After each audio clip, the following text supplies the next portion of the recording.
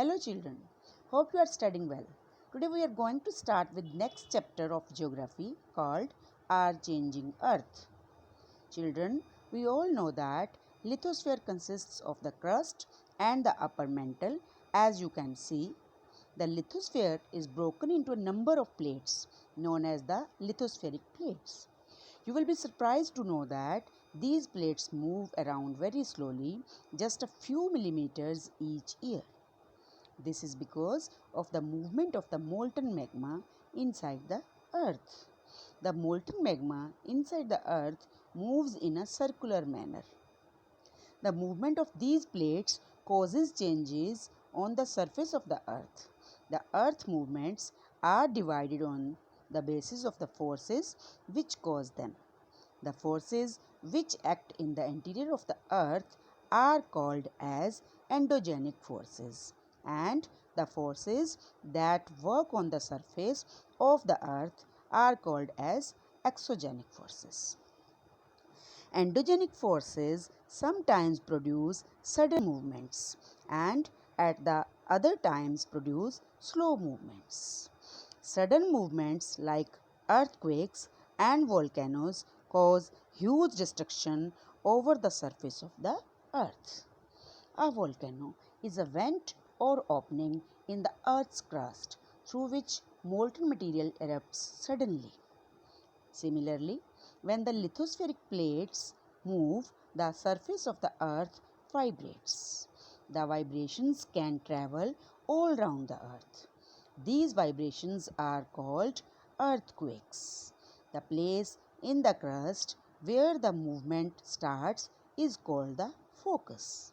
The place on the surface above the focus is called the epicenter.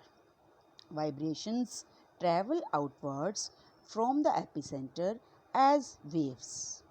Greatest damage is usually closest to the epicenter and the strength of the earthquake decreases away from the center. Right?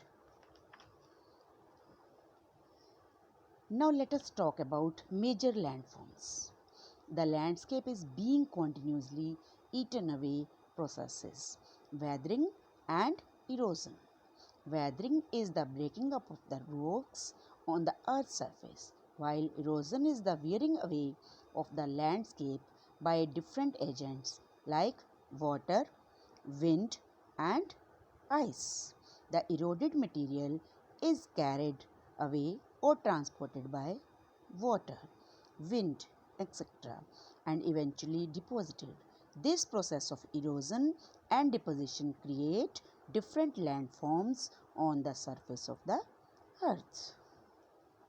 The running water in the river erodes the landscapes when the river falls at steep angle over very hard rocks or down a sharp valley side. It forms a waterfall.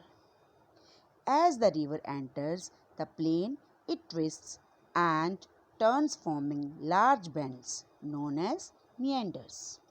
Due to continuous erosion and deposition along the sides of the meander, the ends of the meander loop come closer and closer.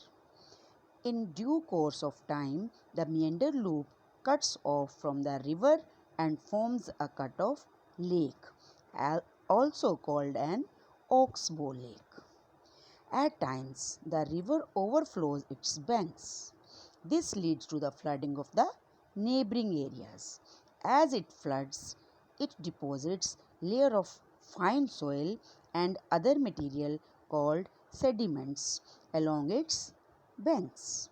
This leads to the formation of flat fertile flood plain.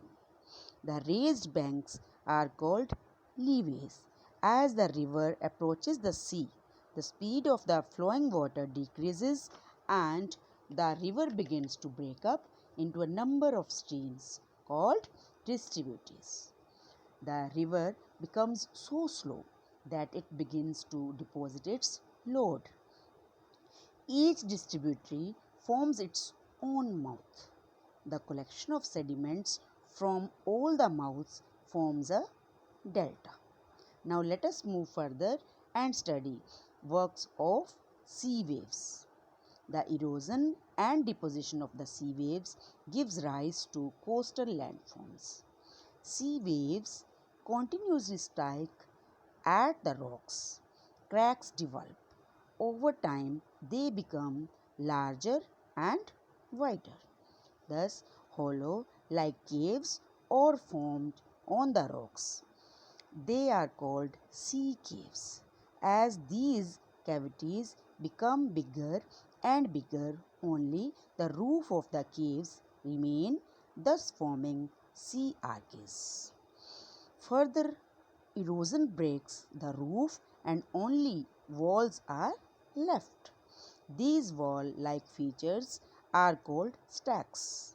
The steep rocky coast rising almost vertically above seawater is called sea cliff.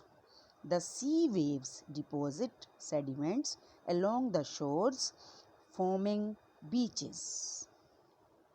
As we all know, glaciers are rivers of ice which too erode the landscape by bulldozing soil and stones to expose the solid rock below.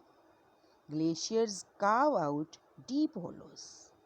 As the ice melts, they get filled up with water and become beautiful lakes in the mountains. The material carried by the glacier, such as rocks, big and small, sand, and silt, gets deposited. These deposits form glacial moraines. Moving on, an active agent of erosion and deposition in the deserts is wind. In deserts, you can see rocks in the shape of a mushroom, commonly called mushroom rocks. Winds erode the lower section of the rock more than the upper part. Therefore, such rocks have narrower base and wider top. When the wind blows, it lifts and transports sand from one place to another.